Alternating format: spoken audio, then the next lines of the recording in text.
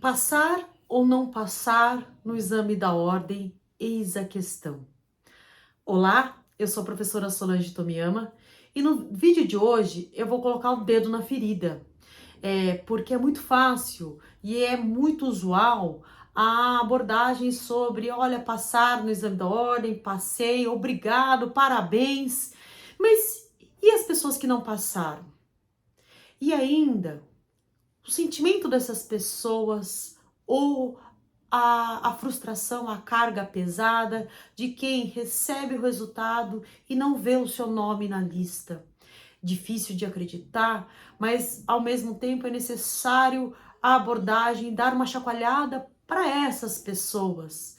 Para as pessoas que passaram, ok, né? Parabéns, você alcançou aquilo que era o esperado. E o que a gente não espera é justamente o fracasso ou não ver o nome lá. A gente não conta com essas possibilidades na medida em que quando a gente faz a inscrição no exame da ordem, parece que a gente deposita todas as esperanças como se fosse a última opção na vida e que não vai ter vida se eu não passar. Mas a gente vai abordar justamente quando que se dá o resultado e mais ainda como é que a gente vai lidar com tudo isso. Não passar no exame da ordem. Primeiro a gente precisa entender que a aprovação no exame da ordem, ela tem mais de 40 anos, porque a prova da ordem é uma prova que habilita o bacharel, quer dizer, aquele que se formou, a advogar. Diferente os outros cursos, onde logo que você se forma, você já exerce a sua profissão. Então, o arquiteto, ele já comemora a formatura e já pode abrir o escritório de arquitetura. Ou o médico, ou o educador físico, enfim. O bacharel em direito só pode advogar se ele for aprovado, então, nessa prova. Atualmente, o nosso exame da ordem, né, ele é aplicado pela VUNESP, ele é um exame unificado. O que que isso significa? Desde 2010, então já vai comemorar 13 anos, que a prova é a mesma prova que é aplicada em São Paulo, é aplicada no Norte. Então, é a mesma prova, o mesmo formato, o mesmo conteúdo, até mesmo para ter parâmetros de comparação entre desempenho, qualidade, enfim. Então, desde 2010 até a VUNESP, ela acabou fazendo um levantamento sobre o número de aprovados durante esses quase 13 anos. E o que se percebe é que existe um número padrão, né? É uma variação entre 10 a 30% de aprovados. Então, a gente pega então esse último exame, o 36º, cujo resultado final, após recurso, saiu agora no dia 26 de janeiro. Desse resultado, a gente pode observar que houve uma aprovação de 22,6%. O que isso representa? Ora, representa que pelo menos 75% dos inscritos não viram o nome na listagem. Então, é um número muito grande, né, de pessoas que de repente não foram aprovadas ou ainda que na segunda fase, e esse número é um pouco menor, né, um pouco maior, da segunda fase, alguns não conseguiram lograr êxito. Então, é um número bastante expressivo que há de perceber que a gente às vezes só enxerga aquele que passou. Mas veja que o número é maior daqueles que não passaram e não passaram, de repente, ou não é porque estão menos habilitados ou não sabem, porque houve algum problema que deve ser diagnosticado. Então vejam que é um número expressivo, é um número grande e é um número que, para você que de repente não passou, não se sentir o pior dos mundos, porque é você mais 75% dos inscritos que não passaram. Então, com base nisso, é natural que você tenha a sensação de frustração, né, que acarreta por conta desse resultado, mas lembre-se, você não é o único, tá? E por conta disso, por não ser o único, eu tenho que te dizer algo, né? Parece óbvio, e todo mundo deve estar falando para você isso agora, que o mundo não acabou e que você vai perceber que de fato o dia vai continuar e o outro dia também. E você vai perceber que de fato as coisas elas seguem até vir o próximo exame. Porque e agora? O que eu faço que eu não passei? Primeiro, sofra, chore, durma,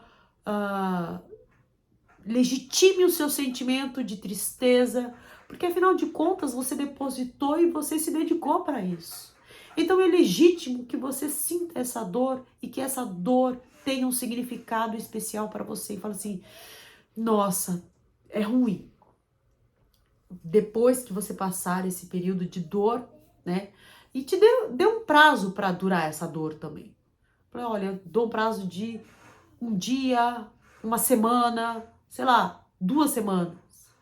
Passado esse período, falei assim, bom, agora preciso colocar minha cabeça no lugar, porque eu preciso traçar uma estratégia, né?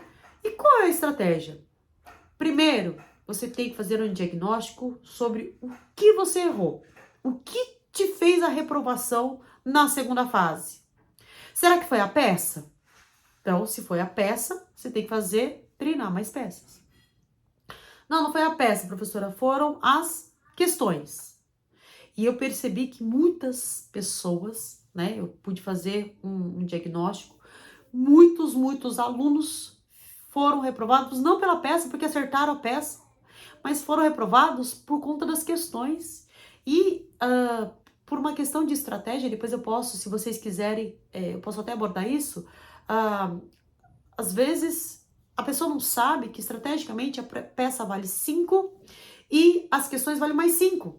Então, peso é igual. Então, de repente, vale a pena você também se debruçar e se dedicar um pouco nas questões. Mas, vejam, façam o diagnóstico. Será que eu errei nas questões? Ou ainda, se foi o nervoso. Se eu fiquei muito nervosa, se na hora me deu branco, se na hora a questão psicológica me afetou bastante. Isso é um ponto que você tem que pensar, que você tem que se preparar, que você tem que buscar ajuda. Porque isso pode paralisar? Pode, e isso pode ter sido o grande diferencial que fez com que você fosse reprovado. Porque aí você faz um diagnóstico e você pode agora pensar que eu não tenho muito tempo, porque agora nós temos a repescagem. Então, quem foi reprovado na segunda fase pode fazer a segunda fase novamente. Na minha época era assim, ficou na segunda fase, não importa, você zera o jogo e volta para a primeira e segunda fase. Agora não, agora você pode fazer a repescagem e você pode aproveitar a aprovação da primeira fase e só se preparar para a segunda fase. Então vejam, você tem esse período para se preparar. E já é curto, já tá como se fosse uma contagem regressiva. Justamente porque uma coisa você tem que saber, que embora você esteja sentindo a última pessoa do mundo, a pior pessoa, a mais incompetente, eu te falo uma coisa, só não passa no exame da ordem quem desiste. Em algum momento você vai passar. E eu falo, não passei de primeira, não passei de segunda, não passei de terceira, eu te falo que você vai ser tão advogado quanto o que passou de primeira. Não vai ter distinção. Vocês vão estar disputando o mesmo cliente, vocês vão estar num tribunal, numa audiência, da mesma forma. Aquele que passou de primeira com aquele que passou de segunda, terceira, quarta. Eu tive até alunos que passaram no 10º exame da ordem que fizeram. Porque o que a gente conclui com tudo isso? Que o mais difícil de tudo. É lidar com uma pressão, não que os outros colocam, mas a pressão que você coloca em você mesmo. E de repente não é isso, de repente que tá te dando uma dor, porque às vezes os teus pais, o teu marido, a tua esposa, eles nem sabem da importância. E de repente é uma pressão que você colocou, olha, eu preciso passar de primeira. Ok, eu preciso passar. De primeiro, de décimo, eu preciso passar. Porque justamente 75% das pessoas estão sentindo a mesma coisa que você. E aí eu lembro de uma frase, de um discurso, um vídeo vídeo 99, que fala sobre a prova mais difícil que eu fiz. Eu disse do discurso, da fala do Rocky Balboa. Se você quiser, eu vou deixar o link aqui nos cards para você assistir. E agora eu deixo o discurso da Lady Gaga, que em 2019 conquistou o Oscar de melhor canção do filme Nasce uma Estrela. E ela diz o seguinte: se você está em casa, no seu sofá, assistindo a tudo isso, tudo o que eu tenho a dizer é que esse é um trabalho duro. Eu trabalhei duro por muito tempo para chegar até aqui. Não é sobre ganhar, é sobre não desistir. Se você tem um sonho, lute por ele. Existe uma disciplina. Não é sobre quantas vezes você foi rejeitado, caiu e teve que levantar. É sobre quantas vezes você fica em pé, levanta a cabeça e segue em frente. Porque eu vou estar do teu lado. Ok? Bom, espero que você tenha gostado do vídeo. Se você gostou, compartilha com alguém que de repente não teve um resultado tão bacana e tá sentindo a pior pessoa do mundo. Ela não é. Ela merece comemorar e ela merece entender que a hora dela vai chegar, só se ela não desistir, tá bom? E se inscreva no canal, porque assim eu sei que você gosta de vídeos que eu faço com muito carinho nesse formato para você daí, aqui, com todo o meu amor, tá bom? Te vejo no próximo vídeo. Um grande beijo. Tchau, tchau.